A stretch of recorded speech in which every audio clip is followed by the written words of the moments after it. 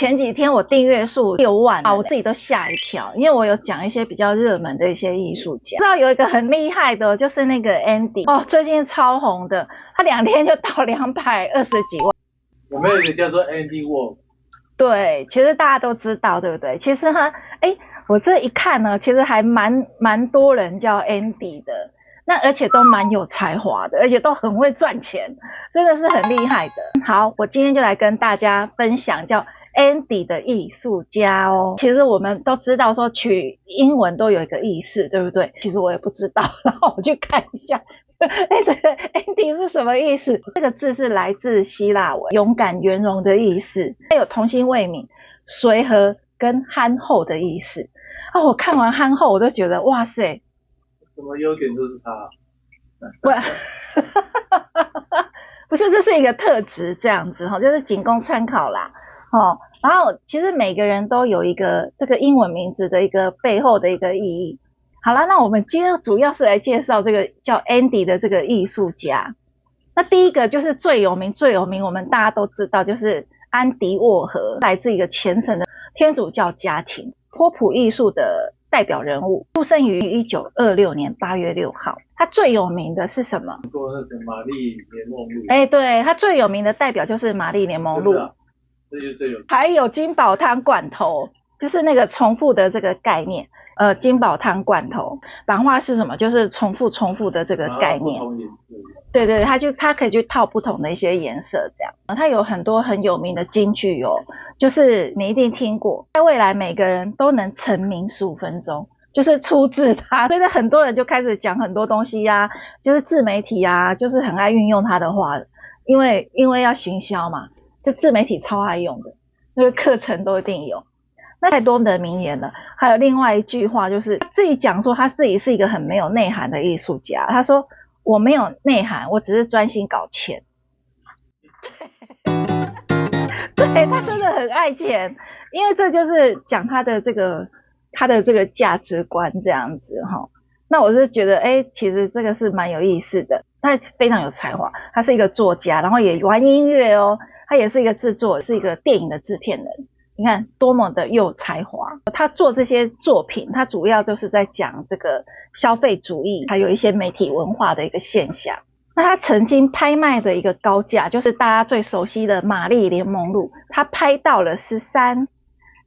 亿人民币哦，这是他最高的一个记录。我今天要介绍总共3个安迪，另外一个安迪也是非常有知名度，他也是上拍卖的。艺术家叫安迪·迪克森，他是1979年出生在加拿大的艺术家，开始是玩音乐，然后也是玩得非常有名气，有乐团，然后也非常的有钱，然后后来呢，他就对艺术产生兴趣，结果就自学艺术，所以这2个都是他自学哦，所以他是真的是一个算是蛮聪明的人，就是而且非常的有想法。他的作品呢，就是比较华丽，他一直在探索一些颓废的事物，一些富有财富的一些主题，所以在他的这个画面里面，你就会看到很多华丽啊，一些明艳的一些色彩，然后一些富豪的一些主题，甚至很多的奢侈品。最特别的一个地方他是用这个玩弄艺术史的这个比喻啊，然后去质疑过去奢侈品的一些内在价值，他就在探讨奢侈品的这个问题。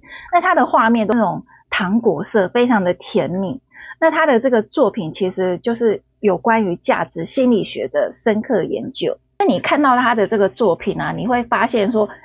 这个曾经这些他画的这些东西啊，都有出现在拍卖行，所以他的参考的一些物件灵感来源啊，就是奢侈品、拍卖的文物，或是历史的一些人物，或者是古典人物，所以他就是综合运用起来，然后重新重组它的结构这样子。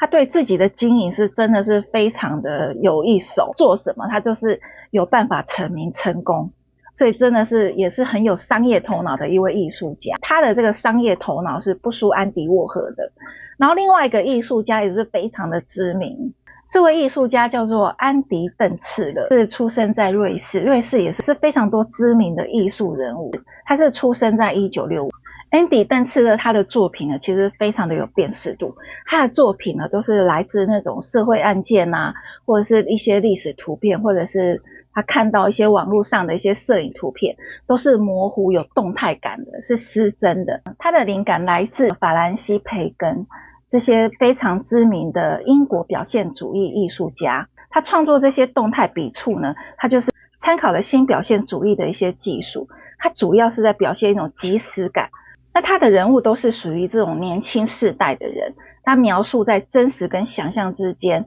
那他有一个模糊的空间，感觉会奔跑，感觉会动，甚至尖叫，甚至狂奔，就是比较情绪的表现。这位艺术家呢，他主要是对当代人的一些情绪啊、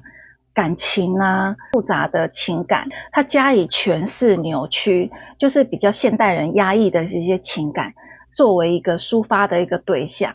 后来他这种比较模糊性的一些技法跟技术啊，就是标志性的特征。画作为什么会模糊？画作刚开始是会用这个古典的技法，就是画比较写实的一些表现，最后再是用刮刀，就是把它整个都刮掉，让它有这种动态感。这种动态的这个影像啊，是来自意大利阿拉皮马的一个师对师的，他可以控制他绘画的一些速度。颜料未干的时候呢，就是他在迅速的用这个刮刀刮过一次或是2次，让它即时性的一个动态感，时间事物就可以在他的画作里面瞬间就静止住了。所以你会看到他的画有点像是在照相写实风格跟这个抽象的风格之间就是游荡的这样子。他会觉得很多的艺术家过度的去修饰现实的一些状况，其实是很有哲学味的。所以在那个不过度当中跟快速当中，